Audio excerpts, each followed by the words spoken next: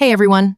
So right here we're going to break down how to turn on USPS Informed Delivery notifications on your iPhone. If you're not getting any alerts about your mail or packages, this is probably what you've been missing. I'm going to help you fix it step by step. First thing you're going to want to do is open the USPS Informed Delivery app on your iPhone.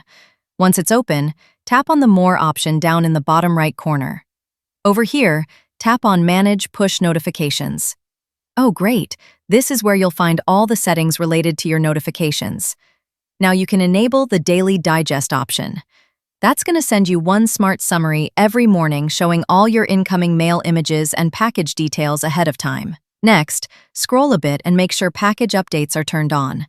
You can choose all updates to get notified whenever your package moves, or choose delivery activity if you only want to see updates when it's out for delivery or delivered. Wow!